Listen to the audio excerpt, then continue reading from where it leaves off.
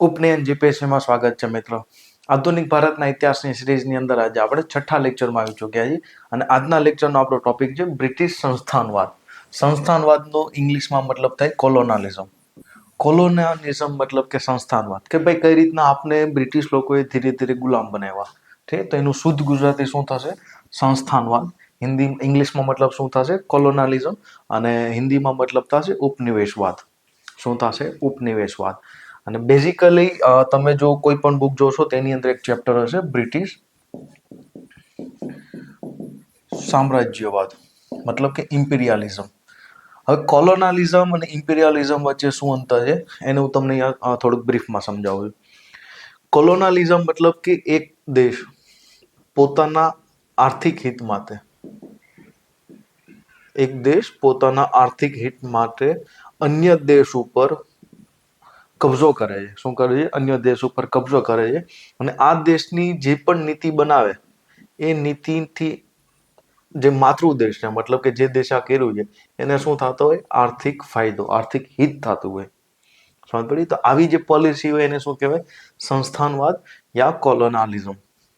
પડે છે સમજ? હા ના? તો ભાઈ માતૃદેશ પોતાના આર્થિક હિત માટે અન્ય દેશ ઉપર રાજનીતિક, સામાજિક, સાંસ્કૃતિક, આર્થિક જે નીતિઓ બનાવે છે એને શું કહેશું આપણે? સંસ્થાનવાદ. પડી સમજ? ઇમ્પિરિયલિઝમ એટલે કે સામ્રાજ્યવાદનો મતલબ શું થાય? કે પોતાના ક્ષેત્રને ધીરે ધીરે વિસ્તારવું. માની લો કે કોઈ દેશ અવળો હતો, બાજુના દેશ ઉપર આક્રમણ કરીને પોતાની ક્ષેત્ર વધારતો ગયો, આગળ જતા બીજા દેશની ઉપર કબજો કરી લીધો.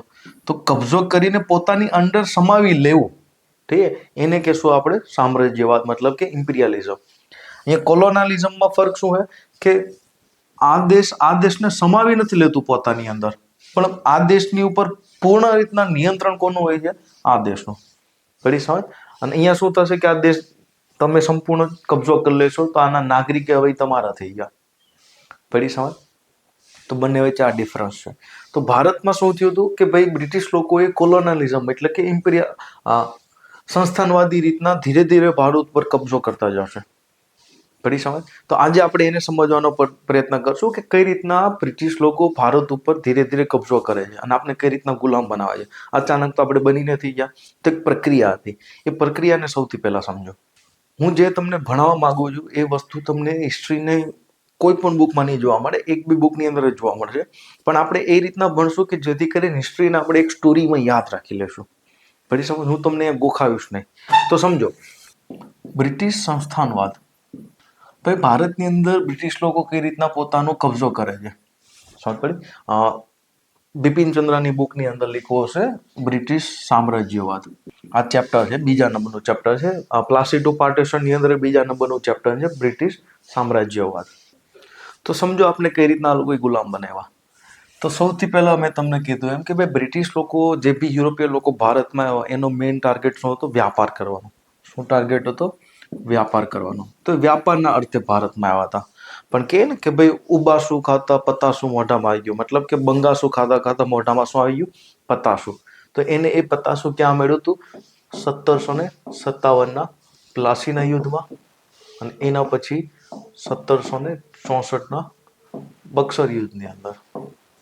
પડી સમજ? આપણે વાત કરી છે ઈસ્ટ ઇન્ડિયા કંપનીને, કારણ કે આપણે તો એને આપણી ઉપર રૂલ કરેલું છે. તો થાય એવું કે સ્ટાર્ટિંગની અંદર એ લોકો જો મેઇન રીતના વ્યાપાર કરવા આવ્યા હતા. શું કરવા આવ્યા હતા? વ્યાપાર. એટલે સ્ટાર્ટિંગમાં એની જે પોલિસી હશે એ કઈ હશે? તો એને આપણે કહીશું વાણિજ્યક સંસ્થાનવાદ. વાણિજ્યક સંસ્થાનવાદનો મતલબ સમજો ધ્યાનથી. આ છે યુકે અને આ છે ભારત. તો બ્રિટિશ લોકો શું કરતા? ભારતમાં આવતા, અહીંથી સામાનની ખરીદી કરીને ક્યાં વેચતા? યુરોપની અંદર. અને ત્યાં જઈને પૈસા કમાતા. પડી સમજ? મતલબ કે ભારતની અંદર એ લોકો ખાલી જહાજ લઈને આવતા અને અહીંથી શું કરતા? તો પૈસા અને ટેક્સ જે અહીંથી વસૂલતા, મતલબ પેલા પૈસાના રીતમાં એ લોકો ચાંદી પ્લસ સોનું આપતા અને અહીંથી સામાનની ખરીદી કરતા, જેમ કે કપડાં છે, અફીણ છે, ગળી છે, આ બધી વસ્તુનું શું કરતા? અહીંથી ખરીદી કરતા અને એ ખરીદી કરીને સામાન્ય ક્યાં વેચતા? યુરોપની અંદર, મતલબ કે યુકેમાં. પડી સમજ? તો આ સામાનને ખરીદવા માટે એ લોકો ભારતમાં અલગ અલગ જગ્યાએ પોતાની શું સ્થાપી હતી? ફેક્ટરી. સમજ પડી? તો અહીંયા મેઇનલી ટાર્ગેટ શું હતો? વ્યાપાર કરવાનો. તો અહીંયા બ્રિટિશ લોકો શું કહે છે કે જેમ બને એમ જેટલો થાય એટલો વધુ વ્યાપાર કરવાનો, અને એ વ્યાપાર માટે જે નાણાં જો છે એ પહેલા નાણાં એ ક્યાંથી લઈને આવતા? યુરોપથી, મતલબ કે યુકેથી. પણ આગળ જતા જ્યારે બક્સર અને પ્લાસીનું યુદ્ધ થયું તેના લીધે શું થયું કે એને અહીંયા દીવાની અધિકારો મળી ગયા, એટલે કે હવેથી અહીંથી નથી એ લોકો ટેક્સ ઉઘરાવતા.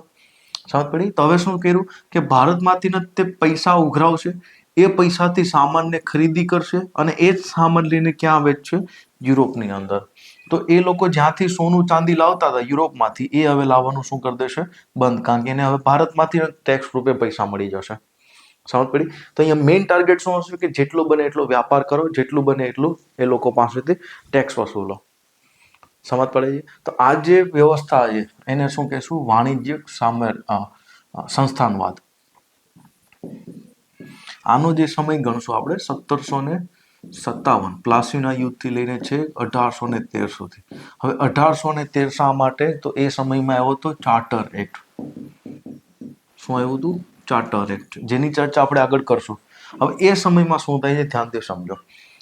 1790 પછી યુકેની અંદર ઔદ્યોગિકરણ થયું અને ખૂબ ઝડપી ઔદ્યોગિકરણ થયું, જેના લીધે શું થયું? નવી નવી ફેક્ટરીઓ આવી. હવે એના લીધે શું થયું કે ત્યાં મોટા મોટા વેપારીઓ બની ગયા. આઈડિયા આવે? હવે આ લોકો શું કરશે કે ત્યાંની સંસદ ઉપર પ્રેશર કરશે કે તમે જે ઈસ્ટ ઇન્ડિયા કંપનીને એકાધિકાર આપ્યો છે, મતલબ એક હતું જે વ્યાપાર કરવાની સત્તા આપી છે, એ હવે અમને આપો. તો વ્યાપારી શું કરશે કે બ્રિટિશ પાર્લામેન્ટ ઉપર પ્રેશર કરશું. ઓબ્વિયસલી હવે પાર્લામેન્ટ કોની ઉપર પ્રેશર કરશે? ઈસ્ટ ઇન્ડિયા કંપની ઉપર. પડે છે સમજ? એટલે વ્યાપારીઓના દબાવની અંદર, ઔદ્યોગિકરણના દબાવની અંદર શું થાય છે કે સંસદ એક એક્ટ લાવે છે જેને આપણે કહીશું 1813 ચાર્ટર એક્ટ. એની અંદર સ્પષ્ટ કરી દેવામાં આવ્યું કે હવે બ્રિટિશ જે ઈસ્ટ ઇન્ડિયા કંપની હતી એની સાથે સાથે અન્ય કંપનીઓ પણ ભારતમાં વ્યાપાર કરી શકશે. સમજ પડી? ખાલી પ્રશાસન જ હવે કોની પાસે રહેશે? ઈસ્ટ ઇન્ડિયા કંપની પાસે. એનો મતલબ શું થયો કે ધીરે ધીરે ભારતની અંદર ઈસ્ટ ઇન્ડિયા કંપનીની સાથે સાથે ઘણી બધી કંપનીઓ આવી. આઈડિયા આવે? તો આ જે સમય છે એને આપણે કહીશું ઔદ્યોગિક સંસ્થાનવાદ. શું કહેશું? ઔદ્યોગિક સંસ્થાનવાદ, જેનો સમય છે 1813 થી લઈને જ્યાં સુધી વિપ્લવ નહીં થાય ત્યાં સુધી, મતલબ કે 1857. કારણ કે 1857 પછી વિપ્લવ થયો અને 1858 થી બ્રિટિશ તાજનું ડાયરેક્ટ શાસન આવી ગયું. હવે આ સમયમાં બ્રિટિશની શું પોલિસી હતી તો તમે સમજો કે આપણે પહેલા શું સમજ્યા કે આ લોકો અહીંયા આવીને પૈસાથી વસ્તુઓ ખરીદીને વેચતા, પણ હવે ઔદ્યોગિકરણ ક્યાં થયું? યુરોપની અંદર. એટલે ત્યાં શું એવું? મશીનીકરણ. તો હવે શું થશે કે આ યુકે થયું, આ જે ભારત. તો હવે શું થતું કે અહીંથી આ લોકો કાચો માલ લઈ જતા. શું લઈ જતા? કાચો માલ, ખાસ કરીને કોટન, ગળીને એ બધું. અને ત્યાંની જે ઇન્ડસ્ટ્રી મશીન હતી એ મશીનથી એ લોકો આ કાચા માલને પ્રોસેસ કરીને ગુડ્સ, મતલબ કે પ્રોડક્ટ બનાવતા. હવે એ પ્રોડક્ટ વેચવા માટે બેસ્ટ બજાર તરીકે ઉભરી આવશે કોણ? ભારત. તો અહીંયા શું કરશે આ લોકો? તૈયાર માલ વેચશે. શું વેચશે? તૈયાર માલ. પડે છે સમજ? અહીંથી શું કરતા? કાચો માલ લઈ જતા, એ કાચા માલની પ્રોસેસ કરીને ફિનિશ પ્રોડક્ટ, મતલબ કે ગુડ્સ બનાવે છે, અને એ જે તૈયાર માલ છે એને શું કરતા? ભારતમાં વેચતા. પેલી સમજ? તો આ જે સ્ટેજ છે એને આપણે શું કહીએ છીએ? ઔદ્યોગિક સંસ્થાનવાદ. ધ્યાનથી સમજજો, યુકેની અંદર જે પણ પ્રવૃત્તિ, જે પણ આર્થિક પરિવર્તન આવશે એની અસર ભારત ઉપર થશે અને ભારતમાં એ હિસાબે નવી પોલિસી, નીતિઓ બનશે. સમજ પડે છે? તો આ સમયમાં શું હતું વાણિજ્યિક સંસ્થાનવાદમાં કે જેમ બને એમ વધુ ટેક્સ વસૂલો અને એ ટેક્સથી વધુમાં વધુ સામાન ખરીદો અને ફાલતુના કોઈ ખર્ચ કરવાના નથી.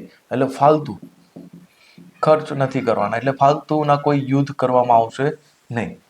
પેલી સમજ? પણ આગળ જતા શું થશે કે ઔદ્યોગિક સંસ્થાનવાદના લીધે વધુમાં વધુ કાચા માલની જરૂર હતી, કારણ કે યુરોપની અંદર ને દુનિયાભરમાં કોમ્પિટિશન ચાલતું હતું. તો યુકેને વધુમાં વધુ કાચો માલની જરૂર હતી અને વધુમાં વધુ તૈયાર માલ માટે બજારની જરૂર હતી. તો અહીંયા શું પોલિસી હશે? જેટલું બને એટલું ભારતનું ક્ષેત્ર ઉપર કરો કબજો. એના માટે ભલે ગમે એટલા યુદ્ધ કરવા પડે. સમજ પડે છે? અહીંયા સ્પેશિયલ એક વ્યક્તિ આવશે, ડેલહાઉસી. એની આપણે ચર્ચા આગળ કરશું. પડે છે સમજ? અહીંયા મેક્સિમમ યુદ્ધ કરીને એરિયા જીતતા જાઓ. આઈડિયા આવે છે? આગળ જતા શું થશે કે જ્યારે આ લોકો પાસે અઢળક પૈસા આવી ગયા, તો હવે પૈસાને ઇન્વેસ્ટ કરવા માટે બેસ્ટ જગ્યા કઈ? તો બેસ્ટ જગ્યા કઈ હતી? ભારત. તો હવે આ લોકો શું કરશે? ભારતમાં પૈસાનું રોકાણ કરશે. આ સમજો, યુકે, ભારત, આ પ્રોસેસ તો ચાલતી જ હતી. અહીંથી કાચો માલ જતો હતો, બદલામાં તૈયાર માલ વેચતા હતા. હવે એમાંથી એ લોકો અઢળક પૈસા કમાણા. તો હવે પૈસાનું કરશે ભારતમાં જ રોકાણ, નાણાંનું શું કરશે? રોકાણ. અને બદલામાં શું કમાશે? અઢળક નફો. તો આ જે પરિસ્થિતિ બને છે એને કહેશું આપણે નાણાકીય સંસ્થાનવાદ. શું કહેશું? નાણાકીય સંસ્થાનવાદ, જેનો સમય હશે 1857 થી છેક આઝાદી સુધી.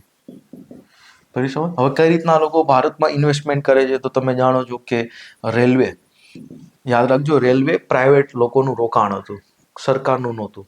તો રેલવેમાં રોકાણ કરશે, બદલામાં ફિક્સ દર વર્ષે પૈસા કમાશે.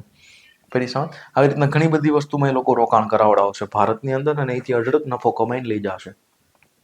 પડે છે સમજ? તો કુલ મળીને આ 3 રીતના વાણિજ્યિક સંસ્થાનવાદ, ઔદ્યોગિક સંસ્થાનવાદ અને નાણાકીય સંસ્થાનવાદ, આ 3 રીતના એ લોકો ભારતમાંથી પૈસા કમાશે અને અઢળક વસ્તુઓ લૂંટીને લઈ જશે. સમજ પડે છે? હવે આ વસ્તુ કોઈ નોર્મલ બુકની અંદર નથી આપેલી, પણ આના હિસાબે જ બ્રિટિશ લોકો પોતાની પોલિસી બનાવે છે. એના લીધે શું કરશું કે આપણે હંમેશા આ રીતના લાઈનમાં વાંચીશું, આને ભણશું, જેથી કરીને આપણે આઈડિયા આવી જાય કે ભાઈ આ સમયમાં આવી નીતિ અપનાવતા હતા, એના લીધે આની પોલિસી આવી જશે. સમજ પડી? અને અહીંથી આપણે યુપીએસસી અને જીપીએસસી ઘણીવાર સવાલ બી પૂછેલા છે. સમજ પડે છે? વસ્તુ ગોખવી ના પડે, એના કરતાં એને સમજો. સમજ પડી કે યુકેની અંદર જે પણ પરિવર્તન આવશે, દુનિયામાં જે પણ ઘટના બનશે, એની અસર ડાયરેક્ટ ભારત ઉપર થશે. સમજ પડી? તો હું આશા રાખું છું કે તમે આ બધી વસ્તુ નોટ ડાઉન કરતા રહો, લખતા રહો, કારણ કે આ બધી વસ્તુ ક્યાંય બુકમાં મળશે નહીં. તો આપણે શું કરશું કે ધીરે ધીરે પહેલી જે પોલિસી હતી, કઈ હતી? વાણિજ્યક સંસ્થાનવાદ, જેનો સમય હતો 1757 થી 1813. હવે આ સમયની અંદર બ્રિટિશની જે મુખ્ય પોલિસી શું હતી કે વધુમાં વધુ લોકો પાસેથી ટેક્સ વસૂલો, એ જ પૈસાને રોકાણ કરો. મતલબ ક્યાં રોકાણ કરવાનું છે? વસ્તુઓની ખરીદીમાં. અને એ વસ્તુઓને ખરીદીને ક્યાં વેચો? યુકેની અંદર. પડી સમજ? તો અહીંયા કોઈ પણ પ્રકારના ખર્ચ કરવાની વાત નથી. મતલબ કે ઓછામાં ઓછો ખર્ચ કરો, જરૂર પડે ત્યારે જ યુદ્ધ કરો, બાકી યુદ્ધ કરો નહીં. સમજ પડી? તો આ પોલિસી હતી ક્યારે? અહીંયા વાણિજ્યિક સંસ્થાનવાદની અંદર. તો અહીંયા રાજનીતિક પોલિસી આપણે જોશું પહેલા એની, કે રાજનીતિક નીતિ કેવી હતી. એના પછી આપણે જોશું આર્થિક નીતિ. પછી ધીરે ધીરે આ લોકો ભારત ઉપર નિયંત્રણ સ્થાપવાનો છે ને. તો કઈ રીતના ભારત ઉપર ધીરે ધીરે નિયંત્રણ સ્થાપશે? જેમ કે અહીંયા આપણે જોશું અલગ અલગ યુદ્ધો, જે મજબૂરીમાં કરશે. મજબૂરી તો નહોતી, જો કે એને ફાયદો બી હતો. આર્થિક નીતિની અંદર આપણે જોશું કે કઈ રીતના અહીંયા કાયમી જમાબંધી લઈને આવશે, જેથી એ લોકોને એક પરમનન્ટ આવક ઊભી રહે. એના પછી એની સામાજિક અને સાંસ્કૃતિક નીતિ જોશું, કે આ લોકો કઈ રીતના ભારતની સાંસ્કૃતિક જે કલ્ચર છે એની ઉપર કઈ રીતના પ્રભાવ નાખે છે. તો આ સમયમાં જોશું કે ઘણી બધી સંસ્થાઓ, ઘણી બધી યુનિવર્સિટી, મતલબ કે કોલેજો બનાવશે આ લોકો ભારતની અંદર. પછી આ લોકોની પ્રશાસનિક નીતિ, કે કઈ રીતના પ્રશાસન કરશે. તો ધીમે ધીમે કરીને આ બધાને આપણે એક સાથે જોતા જશું. પડી સમજ?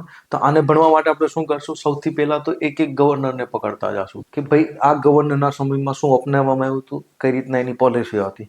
સમજ પડી? તો સૌથી પહેલા આપણે રાજનીતિક પોલિસી ભણશું, એના પછી એની પ્રશાસનિક પોલિસી ભણશું, એના પછી આપણે આર્થિક પોલિસી ભણશું, અને છેલ્લે ભણશું સામાજિક અને સાંસ્કૃતિક. પડી સમજ? તો બ્રિટિશ લોકો ભારતને કઈ રીતના ધીમે ધીમે ગુલામ બનાવે છે, તો એના આપણે 3 સ્ટેપ જોયા. કયા કયા? વાણિજ્યિક સંસ્થાનવાદ, ઔદ્યોગિક સંસ્થાનવાદ અને નાણાકીય સંસ્થાનવાદ. પડી સમજ? હવે શું કરશું કે એક એકને આપણે ભણશું. હવે એક એકની અંદર એ શું કરશું? તો સૌથી પહેલા તો આપણે રાજનીતિક નીતિ જોશું. એની કેવી નીતિ જોશું? રાજનીતિક. એના પછી આપણે એનું પ્રશાસન જોશું, એના પછીની આર્થિક નીતિ જોશું. અહીંથી આપણે બેઠા સવાલો પૂછાય છે. કેવા સવાલો પૂછાય છે? બેઠા. પડે છે સમજ? તો ધીરે ધીરે આ રીતના આપણે જોતા જશું. તો સૌથી પહેલા તો એક એક પોલિસી જોતા છે. તો રાજનીતિક પોલિસીની ચર્ચા કરીએ. રાજનીતિક નીતિ ક્યાંની? તો ભાઈ વાણિજ્ય સંસ્થાનવાદની. સમય શું છે? 1757 થી લઈને 1813 સુધી. સમજ પડી? તો સૌથી પહેલા ગવર્નર તરીકે કોઈ વ્યક્તિ ભારતમાં આવે છે, તો એનું નામ હતું રોબર્ટ ક્લાઇવ. કોણ હતો? Robert Clive. કોણ આવે છે? Robert Clive. હવે રોબર્ટ ક્લાઇવની પોલિસી જોશું, મતલબ એનો સમય જોશું, તો 1757 થી લઈને 1760 અને આગળ જતા 1764 થી 1767 સુધી ભાઈ ગવર્નર હતો ભારતમાં. શું હતો? ગવર્નર. કોણ? Robert Clive.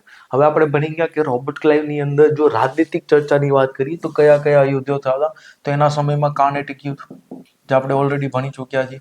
એના પછી આપણે જોયું હતું પ્લાસીનું યુદ્ધ, જે રોબર્ટ ક્લાઇવ અધીન જ થયું હતું. એના પછી બક્સરના યુદ્ધ થયું હતું, પણ રોબર્ટ ક્લાઇવ નહોતું. પણ બક્સરના યુદ્ધ પછી જે સંધિ થઈ, અલ્હાબાદની સંધિ 1765ની અંદર, તો એ સંધિમાં જે સંધિ કરવા માટે બ્રિટિશ વ્યક્તિ કોણ આવે છે? રોબર્ટ ક્લાઇવ આવે છે. કોણ આવે છે? Robert Clive. પડી સમજ? તો રોબર્ટ ક્લાઇવના સમયમાં જે બી યુદ્ધ થઈ એની આપણે અહીંયા ચર્ચા કરી લીધેલી છે ઓલરેડી. સમજ પડી? પણ રોબર્ટ ક્લાઇવની અંદર તે આપણે એની જે આર્થિક નીતિ જોશું તો ભાઈ ભારતની અંદર રોબર્ટ ક્લાઇવ દ્વારા પ્રથમ ગિફ્ટ આપવામાં આવ્યું હતું ભયંકર દુષ્કાળ. એની અંદર બંગાળની 1/3 પોપ્યુલેશન નષ્ટ પામશે, મતલબ મૃત્યુ પામશે. કોના સમયમાં? રોબર્ટ ક્લાઇવના સમયમાં. પડી સમજ? આગળ જતા એની આપણે પ્રશાસનિક નીતિ જોશું. તો એની અંદર આપણે દ્વૈત શાસન વ્યવસ્થાને જોશું. કઈ વ્યવસ્થાને જોશું? દ્વૈત શાસન વ્યવસ્થાને. પડી સમજ? તો એની ઓલરેડી આપણે ચર્ચા તો કરી દીધી છે, દ્વૈત શાસન કોને કહેવાય, પણ ફરીથી આપણે પ્રશાસનિક નીતિમાં જોશું રોબર્ટ ક્લાઇવના સમયમાં. પડી સમજ? તો રોબર્ટ ક્લાઇવની સમયમાં રાજનીતિક પોલિસીની વાત કરી તો એટલા એને યુદ્ધો કરેલા અને સંધિ કરેલી. બાકી એની આર્થિક નીતિ અને પ્રશાસનિક નીતિ આપણે જ્યારે રાજનૈતિક નીતિ પતી જાય એના પછી આપણે જોશું. રોબર્ટ ક્લાઇવ પછી કોઈ ગવર્નર તરીકે આવે છે, તેનું નામ હતું હેરી વેલેસ્ટ. કોણ આવે છે? હેરી વેલેસ્ટ. 1767 થી લઈને 1769. કોણ આવે છે? હેરી વેલેસ્ટ. આ જે વ્યક્તિ દેખાય છે ગવર્નર તરીકે ભારતમાં આવે છે. સમજ પડે છે? અને આની સાથે એક વ્યક્તિ ઓર આવે છે, થોમસ મુનરો. યુઆર એક સૈન્ય અધિકારી હતો. આ એ જ વ્યક્તિ છે કે આગળ જતા મદ્રાસની અંદર રૈયતવારી વ્યવસ્થા લાગુ કરશે. પડે છે સમજ? પણ આની ચર્ચા અહીંયા નથી કરવા માંગતો. ખાલી એક જણાવું છું કે ભાઈ હેરી વેલેસની સાથે સાથે થોમસ મુનરો પણ આવેલા. હવે હેરી વેલેસના સમયમાં શું થશે? તો રાજનીતિક નીતિની વાત કરી તો અહીંયા પ્રથમ એંગ્લો મૈસૂર યુદ્ધ થશે. તો ભાઈ યાદ રાખજો, પ્રથમ એંગ્લો મૈસૂર યુદ્ધ કોના સમયમાં થયું હતું? હેરી વેલેસના સમયમાં. ધ્યાનથી સમજો. હજીથી હું ફરીથી એકવાર કહેવા માંગુ છું કે હું અહીંયા લાઈન બાય લાઈન એક એક ગવર્નર કરાવીશ અને એક ગવર્નરના સમયમાં કયા કયા યુદ્ધ થયા, કઈ કઈ પ્રશાસનિક નીતિ આવી, એની હું ચર્ચા કરું છું અહીંયા. પડી સમજ? મોસ્ટ ઓફલી બુકોની અંદર ને ઘણી બધી યુટ્યુબની અંદર તમે જોયું હશે તો લાઈનમાં એક સાથે 4 એંગ્લો મૈસૂર યુદ્ધ કરાવી દેશે, એક સાથે લાઈનમાં બધા યુદ્ધો કરાવી દેશે. પડી સમજ? તો અહીંયા મારો ટાર્ગેટ શું હોય કે તમને ગવર્નરના સમયમાં શું શું પરિવર્તન આવે છે એ કરાવતો જાવ, જેથી કરીને આપણે એને એક સ્ટોરીમાં યાદ કરી શકીએ અને તારીખને ગોખવી ના પડે વધારે. કારણ કે એક ગવર્નરની એક તારીખ ખબર પડી જાય તો આપણને આઈડિયા આવી જાવ છે કે આ ગવર્નરની આ તારીખ છે તો આ બધા યુદ્ધ એની અંદર થયા હતા તો તારીખ એની આ હશે. પડે છે સમજ? તો સૌથી પહેલા તો આપણે સમજીએ કે ભાઈ મૈસૂર રાજ્ય કોને સમજીએ? મૈસૂર રાજ્યને. ધ્યાનથી સમજો. મેં તમને પહેલા ભાઈ ભણાવેલું, સમજાવેલું છે કે ભાઈ વિજયનગર એનું જ્યારે પતન થાય તો ત્યારે શું થાય કે એમાંથી મૈસૂર રાજ્ય બને છે. અને મૈસૂર રાજ્ય ઉપર જે સત્તા કરવા વાળા વ્યક્તિઓ હતા એ વોડિયાર વંશના હતા. કયા હતા? વોડિયાર વંશના. પણ આગળ જતા શું થશે કે ચિક્કારાય એનો શાસક હતો, એ નબળો હતો. સમજ પડી? તો એના 2 અધિકારી શાસન સંભાળતા. વાસ્તવિક પાવર એના 2 અધિકારીઓ પાસે હતું, દેવરાજ અને નંદરાજ. કોની પાસે હતું? આ 2 પાસે હતું. પણ ધીરે ધીરે શું થશે કે આ લોકોની અંદર એક સેનાપતિ હતો, એનું નામ હતું હૈદર અલી. કોણ હતો? હૈદર અલી. અહીંયા ફોટોમાં જોઈ શકો છો. એ શું કરે છે કે ધીરે ધીરે આ બંને ભાઈઓનું પત્તું કાપે છે અને ખુદ સત્તા પાવરમાં લે છે. કોણ? હૈદર અલી. અને હૈદર અલી સત્તામાં પાવરમાં લેવાનું એક કારણ એ હતું કે 1759 ની અંદર મરાઠાઓનું આક્રમણ થયું હતું મૈસૂર ઉપર અને આ આક્રમણમાં એને મરાઠાઓને હરાવી દીધા હતા. અને આગળ જતા શું થશે કે પોતાની પાસે વધુ સત્તા પ્રાપ્ત કરે છે અને 1761 ની અંદર વાસ્તવિક શાસક બનશે. કોણ બને છે? હૈદર અલી. પડે છે સમજ? હા ને? તો ધીરે ધીરે શું થશે કે વોડિયર વંશના જે શાસકો છે એને હટાવીને હૈદર અલી ખુદ પાવરમાં આવે છે. હવે હૈદર અલી પાવરમાં આવીને એટલો બધો મજબૂત તાકાતવર કેમ બને છે? તો એનું કારણ સમજો. અહીં તમે મેપ જોઈ શકો છો. હવે આ જે મૈસૂરનો મેપ છે તમે એમાં એક ક્ષેત્ર જુઓ. અહીંયા એક જગ્યા છે ડિંડીગુલ. કઈ જગ્યા આવેલી છે? ડિંડીગુલ. અને એની અહીંયા તમે જોશો તો મદ્રાસ આવેલો છે. કયું આવેલું છે? મદ્રાસ. હા, એ જ મદ્રાસ કે જ્યાં બ્રિટિશ લોકો બેઠા છે. ઠીક છે? અહીંયા તમિલનાડુનું આજનું ક્ષેત્ર છે ડિંડીગુલ. ઠીક છે? અને બીજું તમે ક્ષેત્ર જુઓ તો અહીંયા આવશે માહે. કયું ક્ષેત્ર આવશે? માહે. છે. અને અહીંયા બધા પોડિચેરી તમે જુઓ, પોડુચેરી, આ બધા ક્ષેત્રો આવેલા કે જ્યાં કોણ બેઠું હતું? ફ્રાન્સિસી, મતલબ કે ફ્રેન્ચ લોકો બેઠા હતા. હવે ધ્યાનથી સમજો, હૈદર અલી શું કરે છે કે ફ્રેન્ચ લોકોની મદદથી આધુનિક કારખાનું સ્થાપે છે. આધુનિક કારખાનું શેના માટે? હથિયાર બનાવવાનું. કઈ જગ્યાએ? ડિંડીગુલની અંદર. કઈ જગ્યાએ? ડિંડીગુલની અંદર. પડી સમજ? તો ઓબ્વિયસલી બગલ મેં છોરા જો બેઠા હે કहाँ? મદ્રાસ में. એને ટેન્શન થશે ને, કારણ કે એના દુશ્મન તો ફ્રાન્સિસી હતા. તો હૈદર અલી શું કરે છે કે ફ્રાન્સિસીઓ સાથે મળીને ડિંડીગુલની અંદર આધુનિક ફેક્ટરી નાખે છે હથિયારો બનાવવાની, કે જેની અંદર મોડર્ન વેપન લાઈક ગન ને બધું બનાવવાનું ચાલુ કરે છે. સમજ પડી? બીજું શું કર્યું કે એની અંદરના જેટલા બી પોલીગાર્ડ્સ હતા, પોલીગાર્ડ્સનો મતલબ થાય જમીનદારો, એની પાસેથી ડાયરેક્ટ કર વસૂલવાનું શરૂ કર્યું, જેથી કરીને એની આવકમાં શું કર્યું? એને વધારો. પડે છે સમજ? બીજું કે એના જે બે મેઇન પડોશી દુશ્મનો હતા, ઉપર તમે જોશો અહીંયા મરાઠા, કોણ છે? મરાઠા, અને એની ઉપર છે નિઝામ એટલે કે હૈદરાબાદ. આ બંનેને શું કરે છે કે બેલેન્સ કરી નાખે છે, મતલબ કે એની સાથે તટસ્થ નીતિ અપનાવશે. એટલે ગમે ત્યારે બ્રિટિશ સાથે યુદ્ધ થશે તો આ બે લોકોને સાઈડમાં રાખી દેશે, મતલબ કે એને હસ્તક્ષેપ કરવા દેશે નહીં. તો ભાઈ શું કરે છે? મરાઠા પ્લસ નિઝામને અહીંયા શું રાખે છે? નિષ્ક્રિય હંમેશા રાખ્યા છે. ફરી સમજ? પણ આગળ જતા શું થશે કે હૈદર અલીના મૃત્યુ પછી હૈદર અલીના મૃત્યુ પછી એનો છોકરો ટીપુ સુલતાન એ પાવરમાં આવે છે. કોણ પાવરમાં આવે છે? ટીપુ સુલતાન. હવે ટીપુ સુલતાન વિશે ઘણો બધો વિવાદ છે. કર્ણાટકની અંદર જો કોંગ્રેસની સરકાર આવે તો ટીપુ સુલતાન હીરો બની જાય, અને જો કર્ણાટકની અંદર બીજેપીની સરકાર આવે તો ટીપુ સુલતાન વિલન બની જાય. સમજ પડી? પણ હું અહીંયા કોઈ પણ ધર્મ યા કોઈ પણ વિચારધારા કે કોઈ પક્ષ પાર્ટી સાથે સંબંધિત નથી. અહીંયા હું જે હિસ્ટ્રીના ફેક્ટ છે એ બતાવવાનો પ્રયત્ન કરીશ. પડી સમજ? તો ટીપુ સુલતાન શું કરે છે કે એ ફ્રાન્સિસીઓ સાથે સારા સંબંધ રાખતો. સંબંધો કેવા હતા? એટલા સારા કે આ સમયની અંદર 1789 ની અંદર ફ્રાન્સની ક્રાંતિ થઈ. એ ક્રાંતિમાં આગળ જતા શું થશે? એક પાર્ટી હતી જેકોબિયન. કઈ પાર્ટી હતી? જેકોબિયન. એકચ્યુઅલી એ ક્લબ હતું, પણ એ સમયમાં ક્લબ એટલે પાર્ટી. જેકોબિયન ક્લબ, એનો રોસપિયર કરીને એક લીડર હતો જેકોબિયન પાર્ટીનો. આ લોકો સત્તામાં આવે છે ફ્રાન્સની ક્રાંતિ પછી. તો એ સમયમાં શું હતું કે ફ્રાન્સની ક્રાંતિ ક્યાં થઈ? ફ્રાન્સની અંદર. પણ ટીપુ સુલતાન ક્યાં બેઠો છે? આપણા કર્ણાટકની અંદર. તો અહીંથી બેઠા બેઠા ટીપુ સુલતાન ફ્રાન્સની જે આ સરકાર હતી એને લેટર મોકલે છે, અને આ જેકોબિયન ક્લબ જે હતું એનો સભ્ય બને છે. શું બને છે? સભ્ય. પડે છે સમજ? એનો મતલબ શું હતો કે ભાઈ ટીપુ સુલતાનને આંતરરાષ્ટ્રીય ક્ષેત્રે જે પણ ઘટના બને છે એની માહિતી હતી, અને એને ખબર હતી કે ભાઈ ફ્રાન્સની અંદર આવી ક્રાંતિ ચાલે છે ને બધી. અને ફ્રાન્સની ક્રાંતિની જે એક પાર્ટી હતી જેકોબિયન પાર્ટી, એનો સભ્ય પણ બને છે. કોણ? ટીપુ સુલતાન. તો આપણે જોઈએ કે ભાઈ વૈશ્વિક સ્તરે ભાઈનું નોલેજ કેવું હતું? બહુ સારું હતું. તો એને ખબર હતી કે દુનિયામાં શું ચાલે છે. એને ખબર હતી કે યુરોપની અંદર સૌથી મોટો કોઈ દુશ્મન હોય બ્રિટિશનો તો કોણ હતું? ફ્રાન્સ. પડી સમજ? તો ફ્રાન્સ સાથે શું કરશે? સંબંધોને વધુ મજબૂત કરશે. આઈડિયા છે? જેથી કરીને ફ્રાન્સ જો બ્રિટનને ત્યાં હરાવી દે તો અહીંયા ફ્રાન્સની મદદથી બ્રિટિશને હરાવવા કેવા પડી જાય? ઇઝી પડી જાય. પડે છે સમજ? બીજું શું કર્યું ભાઈએ કે આધુનિક હથિયારોના નિર્માણમાં બહુ ધ્યાન આપ્યું. જેમ કે ડોક્ટર અબ્દુલ કલામે જ ખુદે કીધેલું છે કે દુનિયાની સૌ પ્રથમ કોઈ મિસાઇલ બનાવવાનો વ્યક્તિ હતો તો કોણ હતો? ટીપુ સુલતાન. તો સૌ પ્રથમ મિસાઇલ બનાવી હતી, અને એ મિસાઇલ એ સમયની અંદર ટાર્ગેટથી 4 માઇલ જેટલી આગી જતી, મતલબ કે ઉડાડો એટલે 4 માઇલ સુધીની ક્ષમતા હતી. આઈડિયા આવે? ખેર સ્ટાર્ટિંગનો ફેઝ હતો મિસાઇલ. તો દુનિયાની પહેલી મિસાઇલ બનાવવાનો શ્રેય કોને આપવામાં આવે છે? ટીપુ સુલતાનને આપવામાં આવે છે. સમજ પડે છે? બીજું કે એને ઘણા બધા ડિંડીગુલની અંદર હથિયારો બનાવવા માટે ફેક્ટરીઝ સ્થાપી હતી.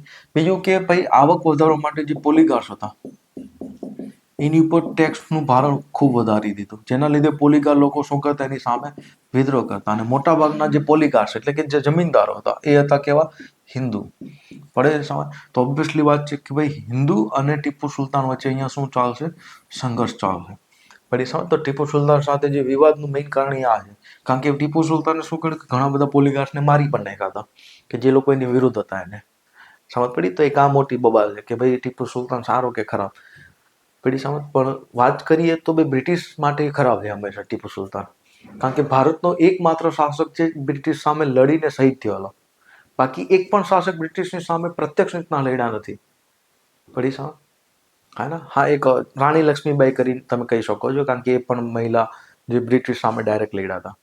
બીજું ટીપુ સુલતાને શું કીધું કે ભાઈની આંતરરાષ્ટ્રીય સ્તરે તો નોલેજ એટલું હતું, તો ભાઈએ શું કર્યું કે પોતાના રાજદૂતોને ફ્રાન્સ મોકલા, અફઘાનિસ્તાન મોકલા હતા, મોરિશિયસ મોકલા હતા. તો પોતાને રાજદૂતોને અલગ અલગ દેશોમાં શું કરતો, નિયુક્ત કરતો, અને ત્યાંથી એ નોલેજ પ્રાપ્ત કરવાનો પ્રયત્ન કરતો. કોણ? ટીપુ સુલતાન. બીજું ટીપુ સુલતાને શું કર્યું કે જેમ ફ્રેન્ચ ઈસ્ટ ઇન્ડિયા કંપની હતી એવી રીતના બ્રિટિશ ઈસ્ટ ઇન્ડિયા કંપની હતા, એવી રીતના પોતાની પણ એક કંપનીની સ્થાપના કરી હતી કે જે દુનિયાભરમાં વ્યાપાર કરી શકે. પણ આ કંપની એટલી ચાલી નહોતી ઓબ્વિયસલી. જો ચાલી હોત અને ટીપુ સુલતાન કોઈ જીવતો હોત તો આપણા ઇતિહાસની અંદર આ કંપની વિશે આવત. સમજ પડી?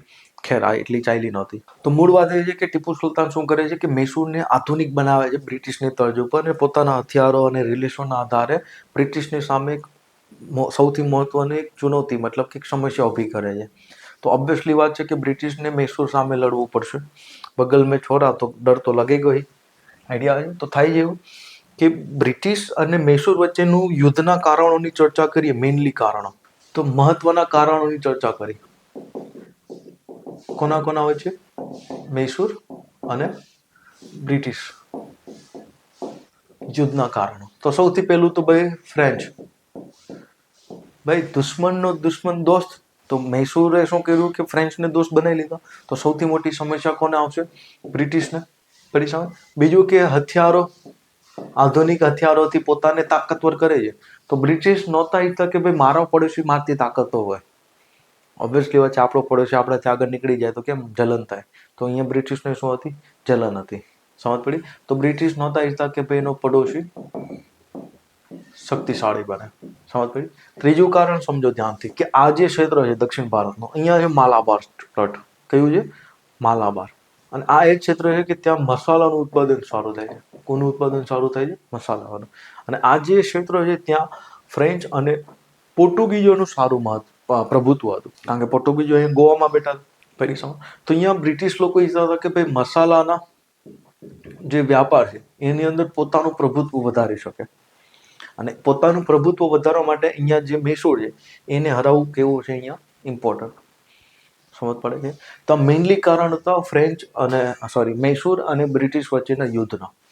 પડી સમજ. તો જેવો મોકો મળશે એવો આ લોકો શું કરશે? એકબીજા સાથે યુદ્ધ કરશે. અને એવો જ મોકો મળે છે પહેલો કોના સમયની અંદર? વેલેસ્ટના સમયમાં. કોના સમયમાં? વેલેસ્ટના સમયમાં. અને અહીંયા થાય છે પ્રથમ એંગ્લો મૈસૂર યુદ્ધ. સમયની વાત કરીએ તો 1767 થી 69. પ્રથમ મૈસૂર યુદ્ધ થયું. તો યુદ્ધ કઈ રીતના થયું સમજો. અહીંયા તો મૈસૂર, અહીંયા તમે જોઈ શકો છો માહે કે જે ફ્રાન્સિસીઓ બેઠા હતા. અહીંયા પોંડિચેરી કે ત્યાં ફ્રાન્સિસીઓ બેઠા છે. ઠીક. અહીંયા મૈસૂર એની જે કેપિટલ હતી, ઠીક, શ્રીરંગપટના. તો થાય જેવું કે હૈદર અલી અચાનક હુમલો કરે છે કે એની ઉપર? મદ્રાસ ઉપર. અને બ્રિટિશને અહીંયા શું થાય છે? હાર થાય છે. હૈદર અલી શું કરે છે? અચાનક બ્રિટિશ ઉપર હુમલો કરી દે છે. અને અહીંયા બ્રિટિશ લોકોની પાસે કોઈ મોકો જ નથી મળતો લડવાનો. ઠીક છે. તો છૂટક મોટક લડાઈ કરે છે. પણ ફાઇનલી શું થાય છે કે અહીંયા હૈદર અલી હાવી હતો. કોની ઉપર? બ્રિટિશ ઉપર. પડી સમજ. પણ હવે હૈદર અલી માટે એક સમસ્યા હતી કે એને તો નિઝામ અને મરાઠાઓને તો અહીંયા શું રેખાતા? તટસ્થ. મરાઠા અને નિઝામને શું રેખાતા? અહીંયા તટસ્થ. પણ અહીંયા શું કરે છે કે બ્રિટિશ લોકો ધીરે ધીરે અહીંયા જે ત્રાવણકોર છે એને પોતાની વિરુદ્ધ કરે છે. કોને? ત્રાવણકોરને પોતાની વિરુદ્ધ કરે છે. પડી સમજ. તો અહીંયા શું થાય છે કે એકવાર હૈદર અલી હરાઈ દે છે બ્રિટિશ લોકોને. તો હૈદર અલીને ખબર છે કે બ્રિટિશ બહુ હરામી છે, હજી બંગાળમાંથી પાલતુની સેના બોલાવશે અને આપણે વધુ લડવું પડશે, અને આપણા આસપાસના જે દુશ્મનો છે તે આપણી વિરુદ્ધ થઈ જાય એની પહેલા શું કરી નાખો? સમાધાન કરી નાખો. અને બ્રિટિશ લોકો ઈચ્છવા મળ્યા કે ભાઈ સમાધાન કરી નાખો, કારણ કે એને વ્યાપારિક નુકસાન હતું. તો અહીંયા શું થાય છે કે બંને વચ્ચે સંધિ થઈ જાય છે, મદ્રાસની સંધિ. શું થાય છે અહીંયા? મદ્રાસની સંધિ. ક્યારે થઈ? 1769. આ સંધિમાં શું વાત થઈ ધ્યાનથી સમજો, કારણ કે હૈદર અલી જીતેલો છે. તો હૈદર અલી અંગ્રેજોને કીધું કે ભાઈ અમારી ઉપર કોઈ પણ આક્રમણ કરે તો તમારે મને મદદ કરવી પડશે. પડી સમજ. અહીંયા જો હૈદર અલી શું કરે છે કે પોતાના રાજ્યને સુરક્ષિત બનાવી દે છે. એક તો આની સાથે દોસ્તી કરી લેશે, મિત્રતા. બીજું કે ભાઈ અમારી ઉપર જો કોઈ દી મરાઠા યા તો હૈદરાબાદ આક્રમણ કરે તો તમારે શું કરવી પડશે, મને મદદ કરવી પડશે. સમજ પડી? હા એના તો આ મદ્રાસની સંધિ કરી લીધી. તો મેન વાત એ છે કે પ્રથમ એંગ્લો મૈસૂર યુદ્ધની અંદર હૈદર અલીએ આક્રમણ કર્યું મદ્રાસ ઉપર, બ્રિટિશ લોકોની હાર થઈ અને બ્રિટિશ અહીંયા સંધિ કરવી પડી. એ સંધિનું નામ શું હતું? મદ્રાસની સંધિ. મદ્રાસની સંધિમાં શું નક્કી થયું કે હવેથી કોઈ પણ મૈસૂર ઉપર આક્રમણ કરશે તો મદદ કરવા માટે કોણ આવશે? East India company. પડી સમજ? તો આ જે લડાઈ થઈ હતી પ્રથમ એંગ્લો મૈસૂર યુદ્ધ કોના સમયમાં થઈ હતી? હેરી વેલેસ્ટના સમયમાં. કોના સમયમાં થઈ? હેરી વેલેસ્ટના સમયમાં. આગળ જતા હેરી વેલેસ્ટ પછી નવો ગવર્નર આવે છે જ્હોન કાર્ટિયર, 1769 to 1772. ભાઈ ખાલી કપડા જ આર્મીના પહેર્યા છે પણ આ લડશે નહીં. તો આના સમયમાં કોઈ પણ પ્રકારના યુદ્ધ થશે નહીં. પડે સમજ? પણ આના ગયા પછી એક નવો ગવર્નર આવે છે જેનું નામ હતું વોરન હેસ્ટિંગ. કોણ આવે છે? Warren Hastings. અને એના સમયની અંદર બબ્બે યુદ્ધ થશે. તૃતીય એંગ્લો મૈસૂર યુદ્ધ અને થશે પ્રથમ એંગ્લો મરાઠા યુદ્ધ. પડે સમજ? પણ આની ચર્ચા આપણે ક્યારે કરશું? નેક્સ્ટ લેક્ચરની અંદર. તો આશા રાખું છું કે તમને આઈડિયા આવી ગયો હશે કે આપણે કઈ રીતના ભણવાના છે. કોઈ ડાઉટ હોય તો તમે મને પૂછી શકો છો. બાકી આ રીતના આપણે ભણશું જેથી કરીને હિસ્ટ્રીને યાદ રાખવી બહુ ઇઝી પડી જાય. તો આની સાથે સાથે શું થશે કે ગવર્નરો યાદ થતા જશે અને એક ગવર્નરના સમયમાં કયા કયા યુદ્ધો થયા એ પણ યાદ થઈ જશે. તો આપણે એક સ્ટોરીમાં આખી બ્રિટિશ હિસ્ટ્રી યાદ રહી જશે. પડે સમય? તો નેક્સ્ટ લેક્ચરની અંદર આપણે શું કરશું કે આગળના જે ગવર્નર છે વોરન હેસ્ટિંગ, એના પછી કોર્નવાલિસ ને વેલેસ્લી ને એ બધાની ચર્ચા કરશું. તો મળશું આપણે નેક્સ્ટ લેક્ચર. ત્યાં સુધી જય હિન્દ.